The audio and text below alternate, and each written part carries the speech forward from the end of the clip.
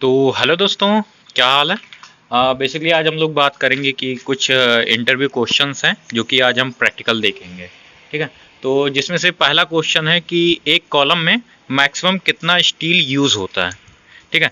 तो जैसा कि एक एग्जांपल के तौर पे अगर मैं ये एक कॉलम ले लेता हूँ। ठीक है। एक कॉलम ये ले लेते हैं। ठीक है। तो जो भी इसका एरिया होगा, ठीक है, अगर इसमें लैप नहीं है, जैसा कि इसकी हाइट 1200 है, तो इसमें अगर लैप नहीं दिया हुआ है तो इसमें 6% से ज़्यादा स्टील इसका इसमें यूज़ नहीं होगा। ठीक है। और अगर मान लीजिए कि इसमें कोई बड़ा कॉलम है, ठीक है, जैसे कि ये कॉलम है, ठीक है, बड़ा है, तो इसमें मतलब अगर लैप दिया हुआ है तो 4% स्टील होगा। मतलब कि इस कॉलम के हिसाब से जितना भी इसका एरिया है, ठीक है, उसके हिसाब से 4% इसमें स्टील यूज़ हुआ है।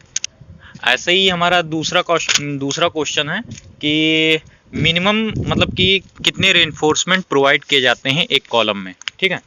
एक कॉलम में कितने रेनफोर्समेंट प्रोवाइड किए जाते हैं। तो अगर आपका स्क्वायर है तो उसमें 4 नोड होगा कम से कम। मतलब ज़्यादा हो सकते हैं लेकिन कम से कम आपका 4 नोड ही होगा। मतलब कि 4 सरिये आपके कम से कम होंगे।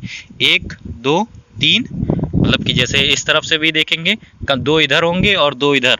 मतलब कम से कम आपके 4 सरिये प्रोवाइड होंगे स्क्वायर वाले में। और ऐसे ही सर्कुलर में मतलब कि 6 नोड प्रोवाइड होते हैं। मतलब कि 6 सरिये 6 रेनफोर्समेंट प्रोवाइड होंगे। ठीक है। एक अगर ये सर्कुलर होता तो इसमें 6 होते और स्क्वायर होगा तो कम से कम 4 होगा। ऐसे आप मतलब सारों में देख लीजिए कम से कम आपका ये चार नोड मतलब स्क्वायर वाले में होगा और सर्कुलर में 6 सरिये आपके प्रोवाइड होंगे। और इसी से रिलेटेड एक क्वेश्चन और है कि जो ये कॉलम है इसमें मिनिमम मतलब डाया ऑफ बार कौन सा यूज़ करेंगे। तो आप कहीं पर भी देख लीजिएगा 12 mm से कम यूज़ नहीं होगा। ठीक है। ये आईएस कोड में भी है और फिर मतलब आप प्रैक्टिकल भी अगर देख रहे होंगे, फ्रेशर हैं अगर, तो आईएस कोड देखिए 456 में भी दिया हुआ है। और फिर उसके बाद में अगर आप फ्रेशर हैं तो आईएस कोड से देखिए और आईएस कोड पढ़ने की कोशिश करिए, उसमें सारी चीज़ें देखनी मतलब दी हुई रहती हैं। और दूसरी चीज़ आपको कम से कम 12 mm का ही मिलेगा, 6 mm का कहीं नहीं दिया रहता है। ठीक है। तो मिनिमम डाया ऑफ बार जो कॉलम में यूज़ होगा वो 12 mm का होगा।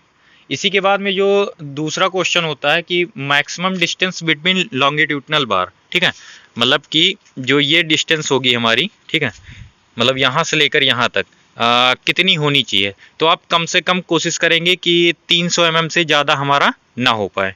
मतलब कि जो एक रेनफोर्समेंट ये है और एक रेनफोर्समेंट ये है, तो इसके बीच में कम से कम हमारा, ठीक है, कोशिश करिए कि मतलब और कम ही रहे, लेकिन कम से कम अगर ज़्यादा से ज़्यादा दूर लेकर जाएंगे तो 300 mm के बाहर नहीं जाएंगे। ये भी आपके आईएस कोड में दिया हुआ है। वैसे मैं जितनी भी क्वेश्चंस बता रहा हूँ सारे आईएस कोड में दिए हुए हैं। और फिर उसके बाद में मतलब एक दूसरा क्वेश्चन पूछा जाता है कि कॉलम हो गया या फिर फुटिंग हो गया, स्लैब हो गया, बीम हो गया। ठीक है। इसमें मतलब कवर ब्लॉक कौन से यूज़ किए जाते हैं, कितने साइज़ का। मतलब कि जो ये आपका शटरिंग का होगा और मतलब जो ये वाली स्पेसिंग है जो यहाँ से लेते हैं उसको नॉमिनल कवर बोलते हैं, सरिये के आधे से मतलब रेनफोर्समेंट के आधे से। और यहाँ से जो लेते हैं, ठीक है, इसके साइड से और फिर शटरिंग के साइड से, ये मतलब ये वाला कवर प्रोवाइड करने के लिए उसको कवर ब्लॉक कहते हैं। ठीक है। क्लियर कवर कहते हैं और जो मतलब यूज़ करते हैं उसको कवर ब्लॉक कहते हैं। तो कितने mm का हम यूज़ करेंगे। कॉलम के लिए अलग होता है सब कुछ, मतलब अलग अलग होता है। कॉलम का अलग, बीम का अलग, और फिर उसके बाद में शटरिंग उसका बोलते हैं क्या, बीम का अलग हो जाएगा। ठीक है। स्लैब का अलग रहेगा। तो जैसा कि स्लैब का जो आपका दिया रहता है वो 20 mm का कम से कम रहता है। ठीक है। इसमें भी 20 mm का क्यों रहता है, 25 mm का क्यों रहता है। ठीक है। और फिर बीम में जैसे 30 mm का हो गया, ठीक है, 25 mm का हो गया, फुटिंग में 50 mm का हो गया, कॉलम में 40 mm का हो गया। ऐसा क्यों होता है। तो ये भी आपके आईएस कोड में दिया हुआ है, आईएस 456 में। ठीक है। क्लॉज नंबर 24.4, उसमें मतलब टेबल नंबर 8 पे सारा दिया हुआ है। ठीक है। तो जब माइल्ड कंडीशन होता है तब लेते हैं हम इसको। ठीक है। नहीं तो फिर उसके बाद में दूसरा कंडीशन आएगा तो उसके हिसाब से हम कवर ब्लॉक को बढ़ा देते हैं।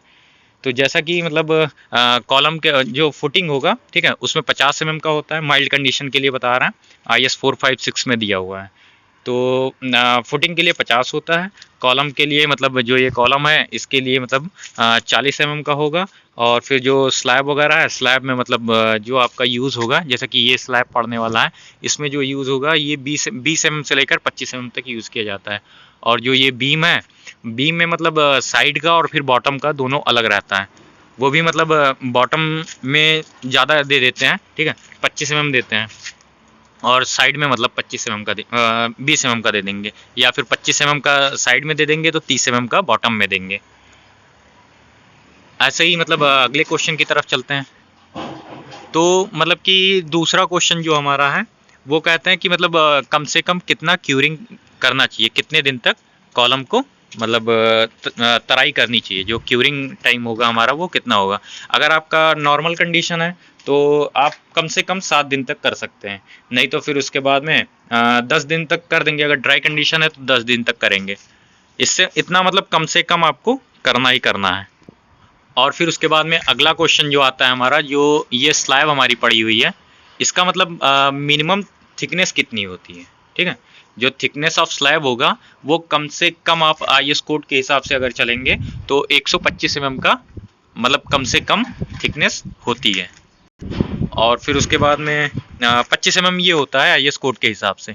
और दूसरा जो है ये कॉलम की कास्टिंग कराते समय, ठीक है, आप कितने ऊपर से कंक्रीट को नीचे गिरा सकते हैं, ठीक है। तो 1.5 मीटर से ज़्यादा अगर करेंगे तो उसमें मतलब सेग्रीगेशन और ये सारी चीज़ें होने लगेंगी, ठीक है।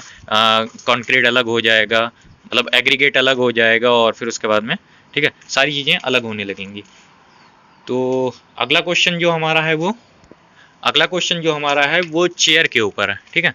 जो मतलब जो हम स्लैब की कास्टिंग जब कराते हैं तो मैं इसको मतलब अगले वीडियो में कवर करूँगा, जब ये सरिया रेनफोर्समेंट डालते हैं इसमें स्लैब की, ठीक है। तो उसमें जो चेयर का काम होता है हमारा स्पेसिंग मेंटेन करने का, जो टॉप रेनफोर्समेंट होगा और बॉटम रेनफोर्समेंट जो होगा, ठीक है, उसको उसके बीच की जो स्पेसिंग होगी उसको मेंटेन करने के लिए। मान लीजिए कि स्लैब आपका मतलब 125 का है तो चेयर भी आपका कम से कम 115-120 का होगा, ठीक है, कवर वगैरह काट के जो भी बनाना है। तो उसमें जो होता है जो चेयर यूज़ करते हैं हम, ठीक है, जो चेयर यूज़ करेंगे उसको मतलब उसकी जो स्पेसिंग होगी कम से कम 1 मीटर स्क्वायर में एक चेयर को हम यूज़ करेंगे, ठीक है। तो आई होप दोस्तों वीडियो अच्छी लगी होगी, और अच्छी लगी तो अपने दोस्तों में शेयर करें, और फिर उसके बाद में चैनल को सब्सक्राइब कर लें।